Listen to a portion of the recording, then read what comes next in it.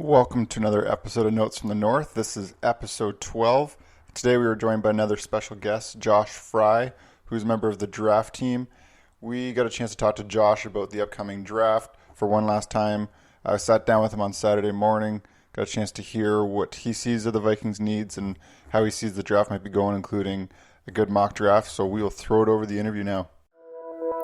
Welcome to Notes from the North with Kyle and Sam. Well, we'd like to welcome Josh. It's great to have you on Notes from the North. Hit us with your background as an athlete and I guess as a sports fan too.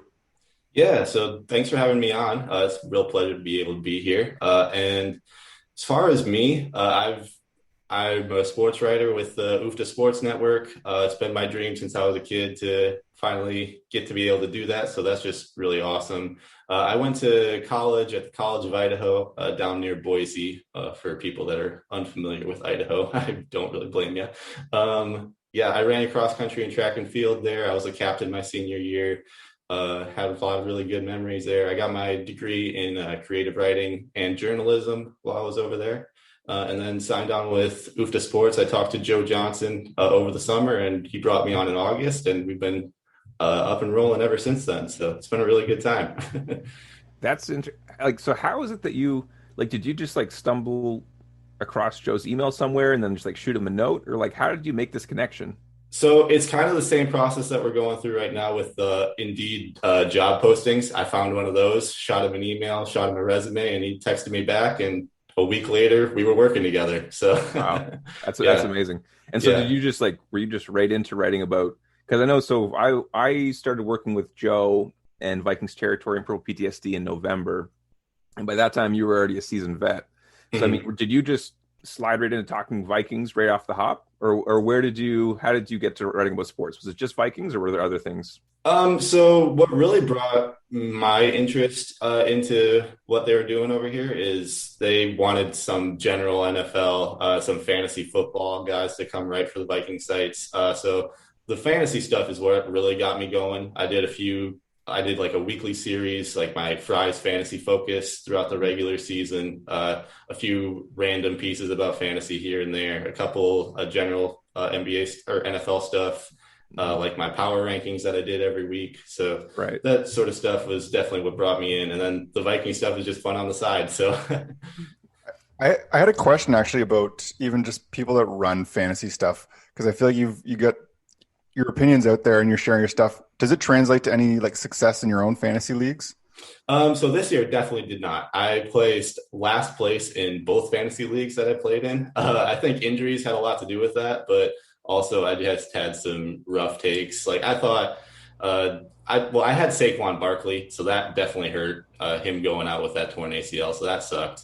And then I also I thought, Tyler Boyd was going to have a breakout year for Cincinnati. That didn't really work out as well as I hoped. I thought AJ Green was going to bounce back. I had a few off picks along the way. So sports, it can be very humbling. Yeah, for sure. And putting yourself out there as a writer. And I mean, I don't know. I think you've probably had your fair share of comments, people thinking your opinions are less than stellar, and I've had mine for sure. Yeah, it's fun to go through Bleacher Report every now and again, see what people think. Yeah, fair enough. The last question I have for you here before we get into the Vikings roster. So you're a Saints fan, right? That's correct. Yeah, unfortunately. Do you feel like you're an enemy? Because I despise the Saints. I hate them more than I hate the Packers. Do you feel like you're kind of in enemy territory? And have you reconsidered your Saints fandom at all since working with Joe? So I felt like I was in enemy territory for a little bit there.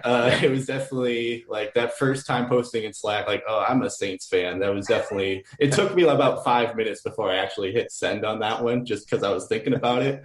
But I mean, I haven't really rethought my fandom at all. I don't have any issue with the Vikings. Obviously we definitely deserved the playoff losses after the Bounty Gate thing and everything. So I feel like that was just karma coming back to us. So I kind of feel like we're back on even territory at this point. All right. Yeah, fair enough. Okay, Sam, what do you think here? Do you agree with that, Kyle? Yeah. What do you think? I wouldn't. It wouldn't sadden me at all if every year the Saints made the playoffs and lost in some heartbreaking fashion. That would just be like, yeah, well, that's how it goes. That's life. It's kind of just what I expect at this point. So right. Yeah. Right. At what point do the Saints start getting, because the Vikings have a reputation for choking, for coming up short. Do the Saints have that? And at what point does that need to be attached to them? I think it's definitely already a part of it. Like okay. I thought they were going to lose to the Vikings in 2019. I had no expectations going into that game. I thought we were going to lose to Tampa Bay. Like I didn't think we had any shot in that one either. It's just, I don't think Drew Brees was good enough to lead a team down the stretch of those years. And then Sean Payton's coaching at times is a little bit wacky here and there. So yeah, I didn't really. I think it's already part of Saints culture. So, all right, fair enough. This is mission accomplished. Just got you to tear down your Saints team, and this is I feel really great about myself. Thanks, guys. Thanks for having me on today. Started off high and just bring it down low. Yeah, no, I feel like winning a Super Bowl carries you for a few years, but at this point, there's a precedent that's being set here, but. We'll get into second down, and we want to talk about the Vikings' needs as the draft approaches. You followed this team closely over the past season and into the off season. So where do you still see needs on this roster? Well, I think the obvious ones are the offensive line. I think people have gone through that over and over again. But I think one that's kind of just gone under the radar so far is wide receiver. I mean, you got a great duo in Adam Thielen, Justin Jefferson. But outside of that, it's a really shaky roster. Like we saw against teams like Tampa Bay, the really good defensive playoff teams. Like if they can lock down those two guys, the offense is going to be stagnant. And I think they need to address wide receiver 3 at some point, whether it's in the draft or later in free agency. And then on the defensive end, there's still the defensive line. You need another pass rusher. Obviously, Stephen Weatherly is going to be decent for you, but I think you need at least another rotational guy that can take some downs from him here and there. And we'll see what happens with Anthony Barr. Hopefully he bounces back. But I think linebacker could be an area that they look at in the middle rounds of the draft as well. So, I mean, this team's definitely a lot better than they were going into the offseason, but I definitely think there's some needs that they need to address yet. Yeah, that's fair. I mean, the O-line's the big one. And there's no debating that. Anyone who follows the team, any just general NFL fan could probably tell you that. But I want to ask your opinion about, so is it with the wide receiver, because this is one where I'm not sure, and I've thought about this. So you say, okay, we got Thielen, we got Jefferson, so we got 2 really, really great receivers. Wonderful. And then from there, we're concerned about wide receiver 3. Okay, fine. But is it so much that we need a third wide receiver, or do we need a better, like a third pass catcher? And so what I mean by that is the solution perhaps integrating Irv Smith more and or integrating Dalvin Cook more? Like, is it more so just the general pass catchers, or do we specifically need a third wide receiver who's maybe a little bit better than what they currently have? I mean, you definitely could. You could probably get what you need out of Irv Smith and Dalvin Cook. But I still think a slot guy alongside Jefferson and Thielen will go a long way. Like in the middle rounds of the draft, there's going to be some really good slot receivers that you can still get. And I think it'd be kind of silly for them not to pounce on that opportunity. I wrote about Chadarius Atwell for one of my pieces for the draft team, and I think he could be a stud receiver on that Minnesota squad. He runs a 4.2 40. He's got incredible breakaway speed. His route running is a little bit shaky here and there, but when you got that, I think he can be a really good deep threat for them, and it just adds more to the dynamic offense that they've already got. Right. I mean, if you're in a 4.2, you're just an absolute burner. Exactly. Yeah, that would just fit so well, I think, with what they do, in that you just take the top off the defense. It'd be fantastic. Yeah. So, I mean, you can probably get what you need out of Irv Smith and Dalvin Cook. But I think they're better suited in the roles that they already have. And if you can add another guy, why wouldn't you? Right.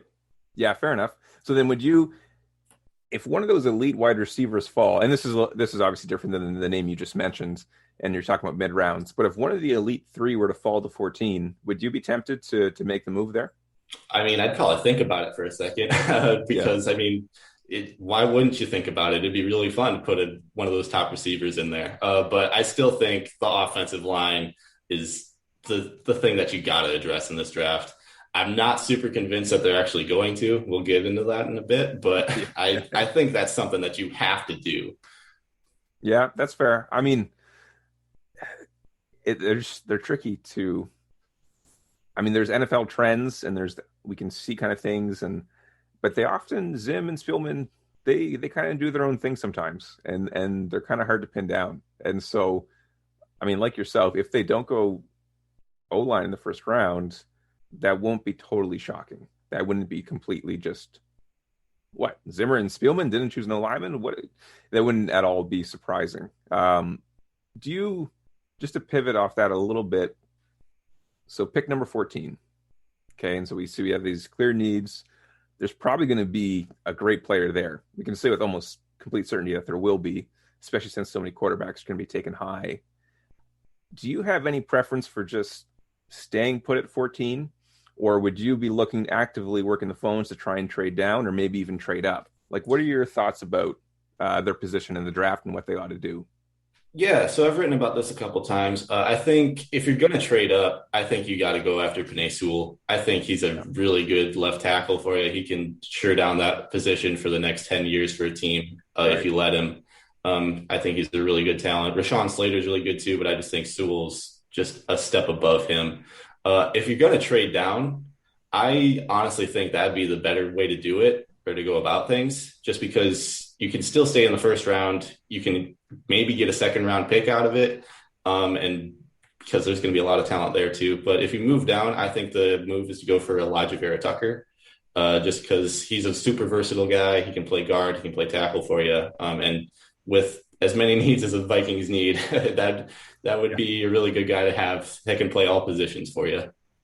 Fair enough. That's yeah, like I'm just like those are names. So Elijah Vera Tucker, Slater and Sewell are probably gone by 14 in all likelihood. I mean, who knows what will happen, but in all likelihood, if Sewell, if he gets by number 5, if he gets by Cincinnati and starts kind of dropping down into 7, 8, 9 range, then that's maybe when would you expect Minnesota to perhaps pick up the phone and at least put out a feeler? I mean, yeah, if he gets past Cincinnati, like all bets are off at that point. Like you might as well. Right. Yeah, fair enough.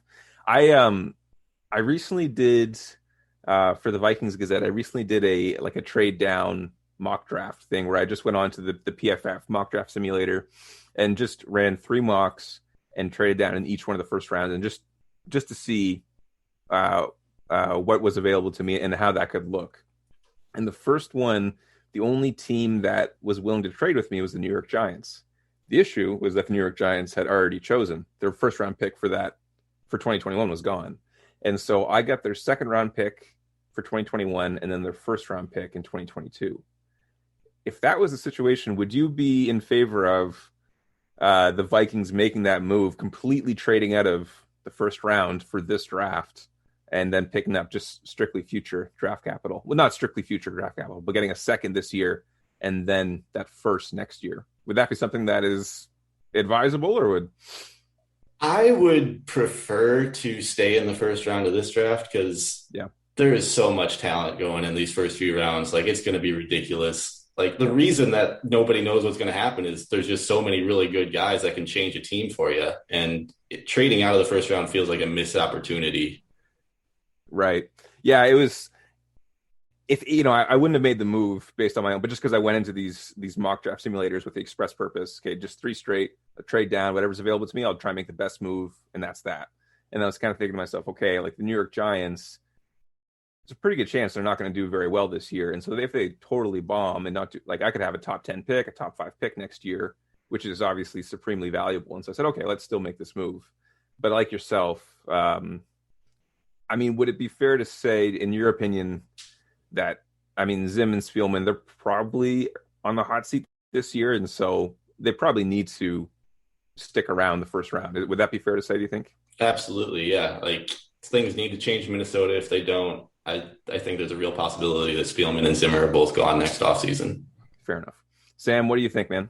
Well, that's what I was thinking about that as you were saying it, because at this point, like a pick next year, a top pick next year is obviously it's nice. It's a great asset to have, but like this team wants to add a piece now, right? Like you want to add that impact player, especially if you're thinking like it's it's kind of there's a really small window here, or a small window over the next couple of years, like delaying another piece for a future year, even if it's say you get pick 6 next year. Yeah. Is that really better for your team this year than like obviously future wise it makes sense, but like I don't what do you guys think? Josh, you go ahead, start us off, man. Yeah, so I definitely think like I said, you got to stay in this first round. Like there's so much guaranteed talent that you can get. You don't really know what's going to happen next year, even if it is at 6. Like, and Minnesota's in a win now situation. So future draft capital shouldn't be extremely valuable to them. I think they got to get what they can get now and just make it work. Right. Yeah. I mean, the 6th overall pick would be incredible. And then you partner that with their own first round pick, and you could come away with, really just tremendous talent. But like Josh said, and part of it too is like, so yeah, the 6th, I guess the 6th next year is more valuable than a 14th this year, probably. But that's also another year on Adam Thielen. It's another year on Dalvin Cook. It's another year on Eric Kendricks and Daniel Hunter, Harrison Smith, right? And I know that like, so Hunter's still quite young, Cook's still quite young, but I mean, Kirk Cousins you could throw in there as well. And so you kind of have this core. There really is a fair amount of talent on the roster.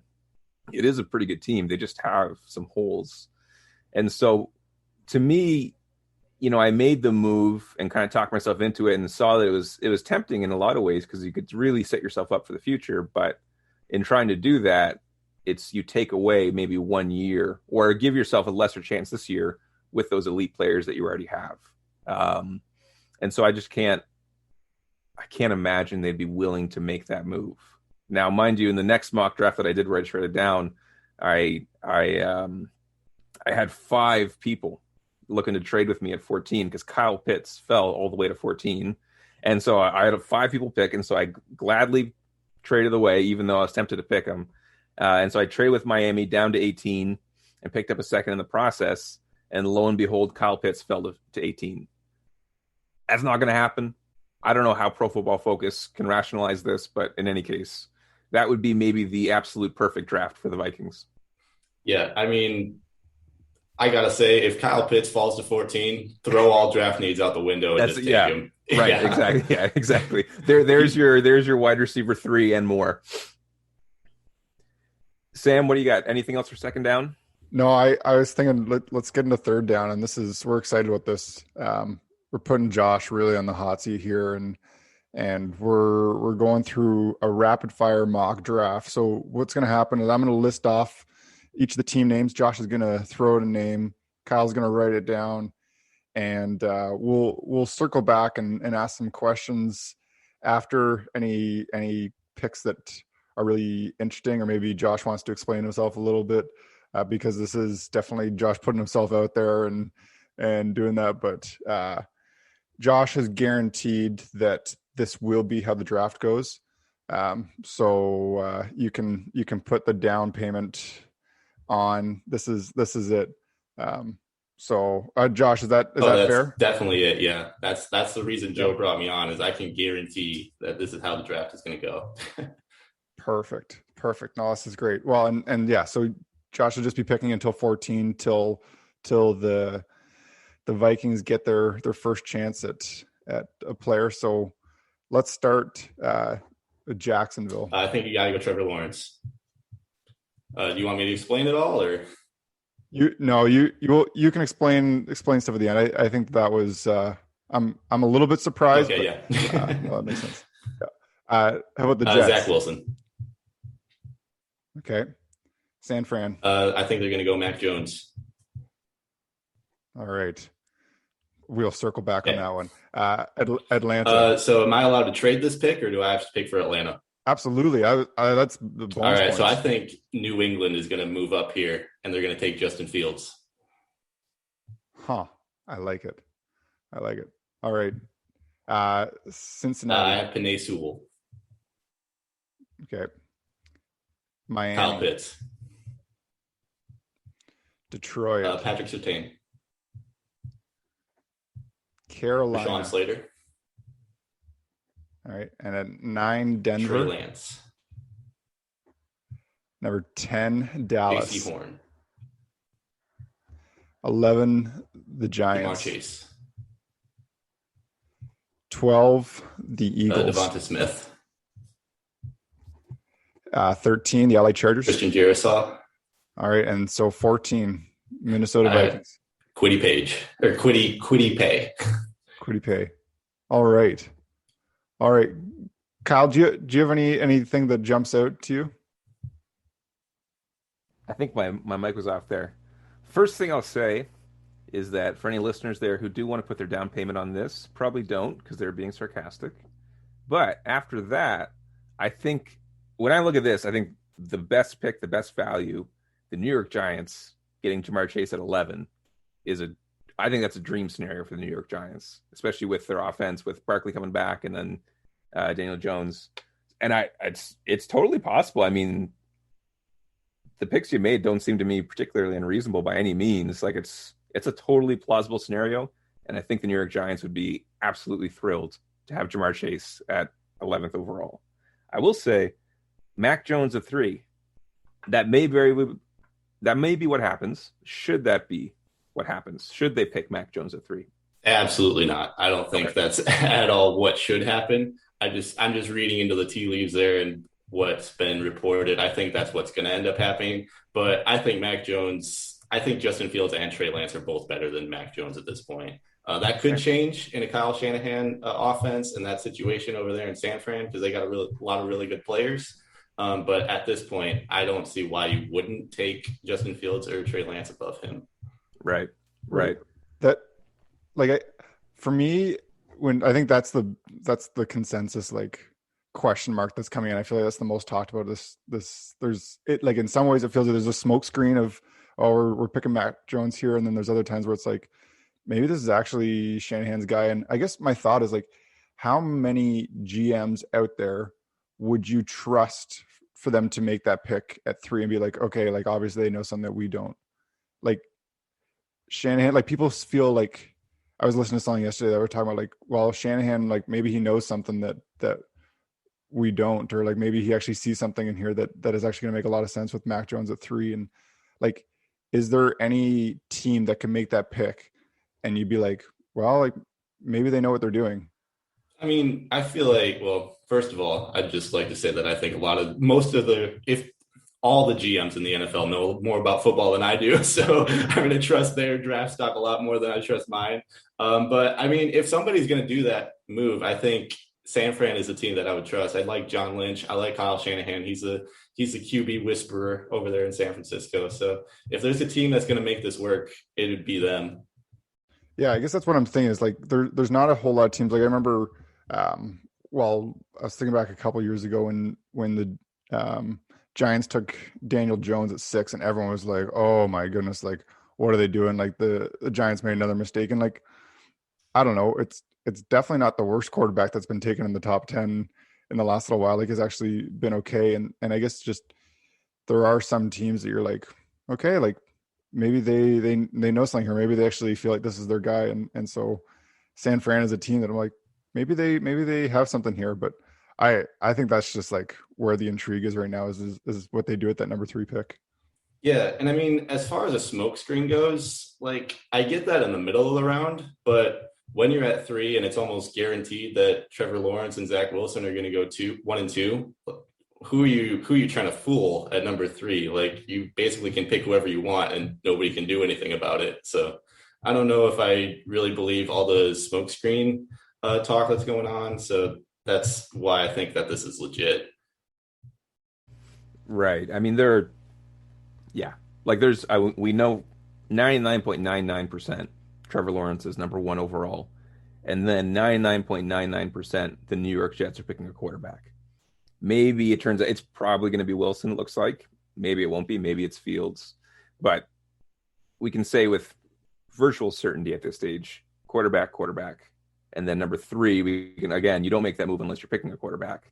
They don't trade all that draft capital unless they think that they have a franchise or who they believe could very reasonably be a franchise quarterback at number 3.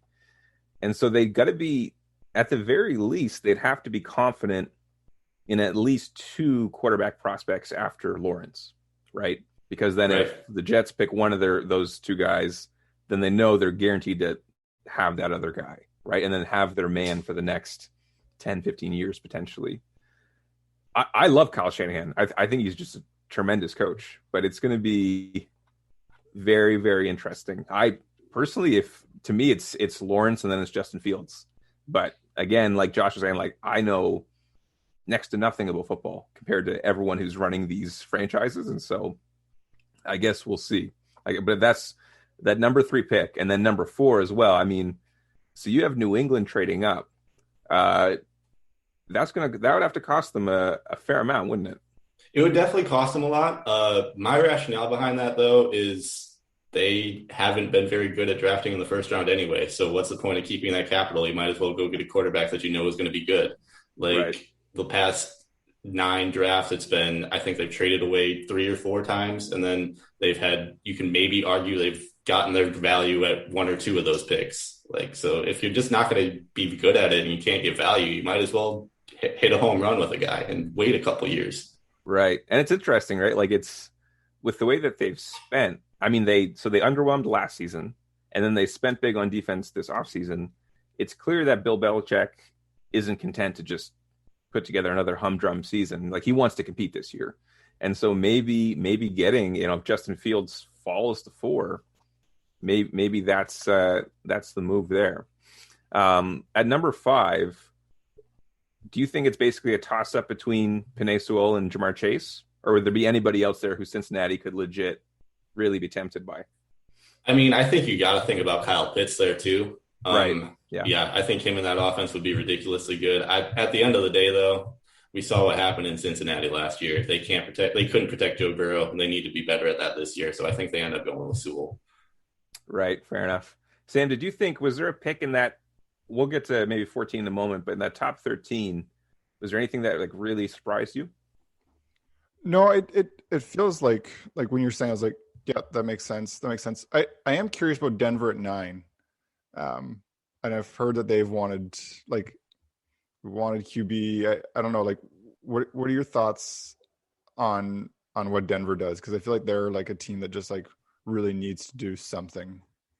Yeah, so I haven't taken Trey Lance, obviously. I think they can't be satisfied with the quarterback play they've got the past couple of years. Drew Lock was good for those 3-4 games that he played in 2019, I think. But since then, 2020 wasn't great. He's pretty inaccurate. And I think Trey Lance has an opportunity, if he gets into Denver, to really just blossom into a franchise QB. I'm really high on Trey Lance. I think he's one of the best QBs in this draft. He might be the best QB in this draft when it's all said and done. So, yeah, I think Trey Lance at 9 is a steal for them. Right. I guess that's the thing is in this situation, you're taking the 5th quarterback off the board, which historically isn't great. And you're using a 9 pick for that, but it does also feel like maybe he is the guy that goes right. You never know when it's all said and done. When you look back over the history of drafts and when quarterbacks are taken, there's not those first 3 that are taken are even close to being the first 3 that are the best guys. Yeah, look at a couple of years ago. You have Mitchell Trubisky going number 2, and then you have Deshaun Watson and Patrick Mahomes going behind him. There's no real certainty that just because you're picking high, it's gonna work out for you. Right, and yeah. We're mourning the loss of Mitchell Trubisky in the NFC North. It's a sad day. It is a sad day. Yeah, hey, at least you got to replace him with Andy Dalton. That's true. But I just every time I saw Trubisky on the field, and this is maybe because I'm a Vikings fan and I just have to get these small victories, but the fact that they traded up to get Trubisky and they could have had Mahomes, it just brought me endless joy. Because Chicago would have been just lights out, just no stopping those guys. With the way that they build their defense, man, what a juggernaut they would have been. And Deshaun Watson behind that, the offensive line over there would have been a lot better than the situation he had in Houston. That would have been ridiculously good to watch. Yeah, but Ryan Pace, God bless you, Ryan Pace. I hope you get a lifelong contract in Chicago. I did want to ask, even just as we approach that number 14 pick, is there any guys that you, let's say, because realistically, the guys that are going at the top are going at the top, but anyone from the 10 to 13 range, is there any of those guys you're like, if he was available versus Kwity Page or Pay, are those the guys that you would take over him? So I think Christian Darrisaw is a guy you take over Kwity Paye if he falls that far. I don't think he will with the offensive line needs that the Chargers have. But if he does manage to fall to 14, I think that's a guy you jump on. Yeah, that makes sense. So then pick 14.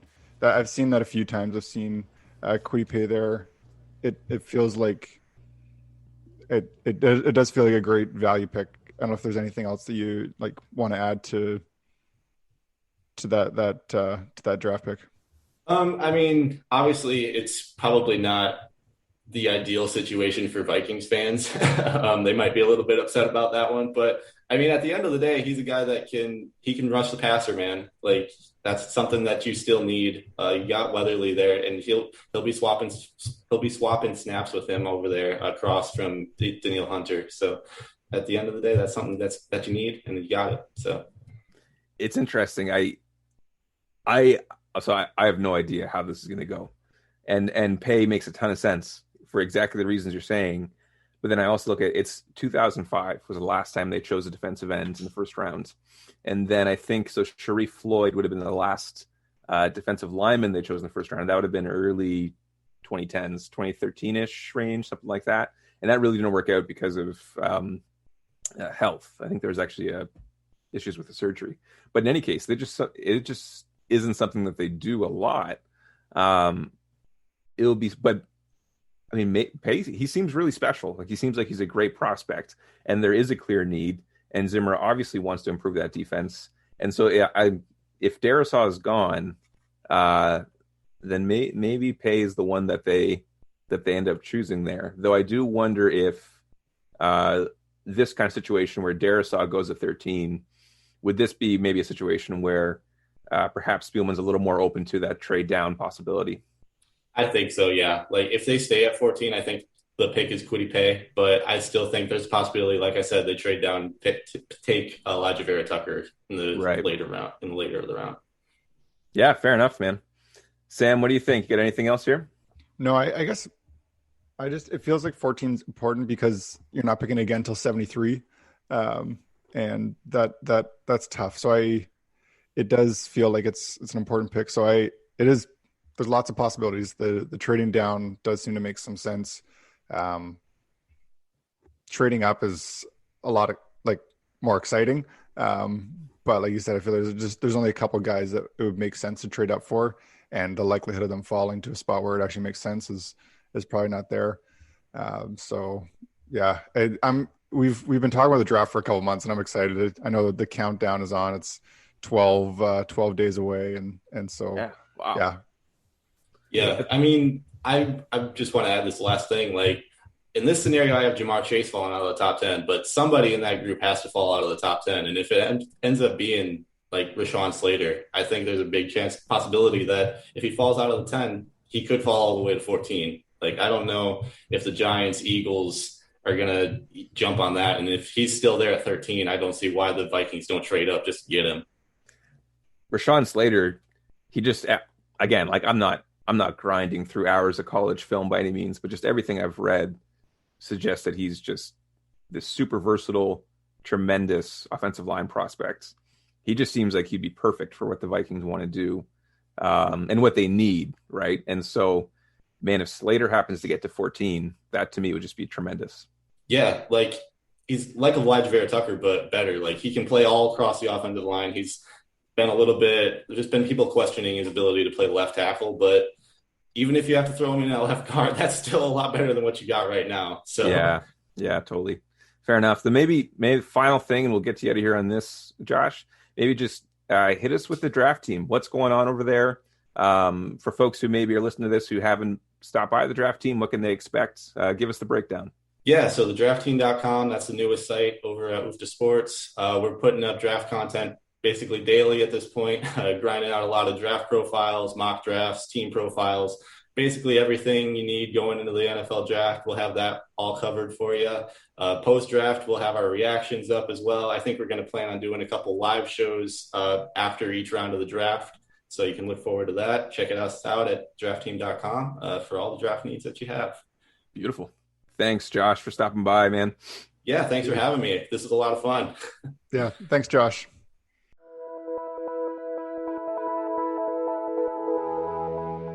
All right. Well, we want to thank Josh for coming on. It was great to have him and great to talk draft one more time as we're entering. And this is our last episode, I guess, before the draft happens. So, Kyle, why don't we choose a player each or make a prediction of who the Vikings end up taking? I guess this all gets thrown out the window if there's a trade. Right. But if they stay at 14, who's your guy? Well, I'll say, so first off, thanks to Josh for coming on, and definitely check out his writing at Vikings Territory and Purple PTSD, but also hop over to the draft team. He and Kirby are doing some really neat work over there. So give him a few minutes. Check it out. I think you'll probably like it. After that, so I'll say if they do stay at 14, I think it's a good chance they trade down. But if they do decide to stay at 14, I think Kwity Paye makes sense. I don't think that's the direction they'll go. I think they'll end up going Christian Darrisaw if he's available.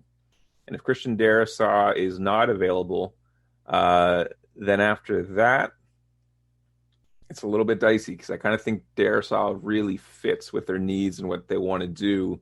I wouldn't be surprised by Elijah Vera Tucker. If Slater falls, then Slater's the pick. But I'll take that safe bet of one of those three offensive linemen, of Darrisaw, Vera Tucker, Slater, perhaps, if he were to fall. Yeah, we didn't coordinate, but I was going to say Darrisaw as well. Yeah, I think Darrisaw is great. It would if he's there, that feels like the pick. Yeah, it's not. I don't think it's questionable. I don't know if there's anyone that would say that there is a bigger need on this team than at the offensive line. Exactly. Like there is not a single thing, and like in that sense, like maybe. Even if he is there, I'm looking at a mock draft right now that has him at 13. Mock drafts are everywhere, but like if he's there at 13, maybe it's even worth trading something to get up even that one pick to take him, because obviously Kwity Paye would be a great addition, but offensive line is significant, and the further and further you wait to address that need, you want to address someone, you want to get someone that's above average. You don't want to just continue to put average pieces there, because you need someone to elevate that line as it is, because right now it's not good enough. Yeah, and like the only thing, like not even average, but below average in a lot of instances. And so where Darrisaw, where you seem to be able to at 14, it seems like you're marrying need and value. He's a player who warrants that high of a pick, but then he also fits your team and what it needs. And so to me, that feels like a home run. But there's a reason why I'm not an NFL general manager nor an NFL scout. And so we'll see what the folks who know more than I do, we'll see what they end up deciding. Yeah, we don't have that role yet. Maybe one day. Yeah. Let's move into our odds and ends here and give a wild update. We're just plugging away in the season. I feel like the biggest thing that's happened since we last talked was the trade deadline, and we had talked a little bit about what the Wild were going to do, and they ended up standing pat. I think I personally agree with that. It's not ideal, I guess, to stand pat and not do anything, but it does feel like that's kind of where they're at. They're still sitting third in their division pretty comfortably. And so I was actually reading an article from The Athletic, and Dom Lucian was saying when he was talking about the Wild and what they did, he said, I think the issue is that they have very little elite talent and very few holes, and it's hard to fix that at the deadline. And that makes sense. There's not a whole lot of elite players that you're looking to acquire at the deadline that are much more than a rental. You don't have a whole lot of holes of where this is exactly where you need someone. The expansion draft coming is also a big factor, I think, in a lot of these teams' decisions. So that made, I think that made sense. Yeah, I think exactly what Sam's saying. And then with what Dom was saying over at The Athletic, it's not exciting, but it probably was the wise decision to just continue to proceed in the way that they're going right now and get into the playoffs and see what they can do, and then start to address these things post expansion draft. Try and bring in elite talent, try and gather elite talent, and develop your own talent rather than make some sort of hasty, regrettable move at the trade deadline. Yeah, I think that there can be some players in free agency. I know they were actually talking. One of the rumors was that they're going to acquire Nick Foligno to play with his brother. But I think that probably makes more sense doing an offseason move, especially considering what the Leafs did to acquire Nick Foligno. I don't think it made sense for the Minnesota Wild to do that move quite yet. But maybe you just wait and you sign some guys in the offseason and see how everything shakes out. Right.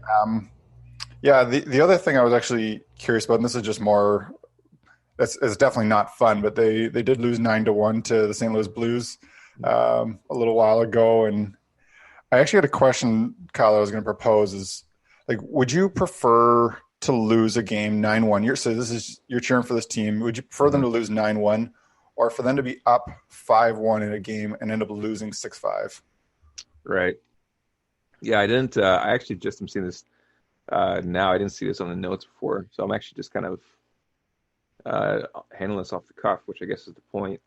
To me, I think I would rather lose 9-1 because that to me then is just, you know what, and this is true of any level of sport, any level. There are some games where just whatever the case may be, you just don't show up, and you just didn't have it that day. Doesn't matter how good you are. Every team experiences this pretty much. And so there's sometimes you just, you know what, burn the game film. It was just an absolute awful game.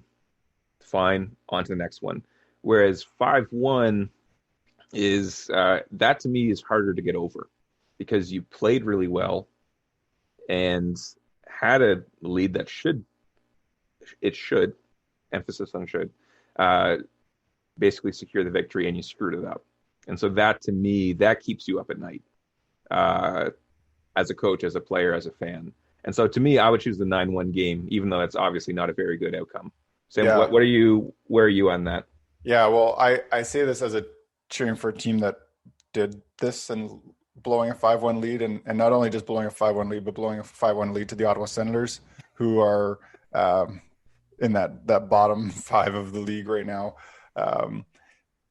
I've thought about it because the NHL is different than the NFL, right? If in an NFL game you get 16, now 17 games in a season, and if you have one bad game, that can really hamper you. And obviously, you get a week to recover and prepare. The NHL right now, you got 56 games, and so you got one, and you get to play in a couple of nights and bounce back and do something. So this is obviously an NHL.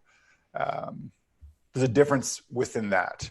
Yes, in terms of understanding the league. In some ways, I would rather the 6-5, just in that, you know what, you were there, you had it, you at least showed that you showed up for that game. Like, to have a team that just like doesn't show up is not ideal. When the Leafs did it, it actually wasn't that bad. Like, obviously, losing 5-1 is bad. It's not even probably in our top 5 worst losses in the last 10 years, which is actually more just an indictment on the Leaf team rather than the severity of the loss. But it is something like you were there, you competed, you showed up, and the other team battled back, and neither are ideal. Right. But I think even from my vantage point, I do want the team to show fight in every game, and to have a team show up and just get absolutely demolished. That's a tough pill to swallow. Yeah, fair enough. Okay. But yeah. Any words of wisdom that you got? Yeah. So the word of wisdom, and I was just saying to Sam, I've been struggling to, usually I do the word of wisdom just like very last minute, just try and think about what I've been reading in the Bible. And I didn't, for some reason, when the gears were turning, I just wasn't coming up with anything at all from the biblical stuff. But I've also been praying through the Book of Common Prayer a little bit. And one of the prayers, there's a line about resting.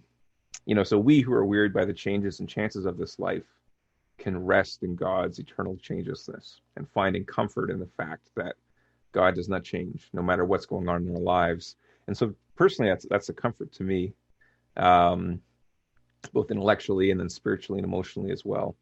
And so the hop, skip, and the jump to football is that we're at a time right now, coming off free agency, entering the draft, a lot of changes, a lot of chances, things are going on. And certainly in our world right now, there's a lot of uncertainty and change.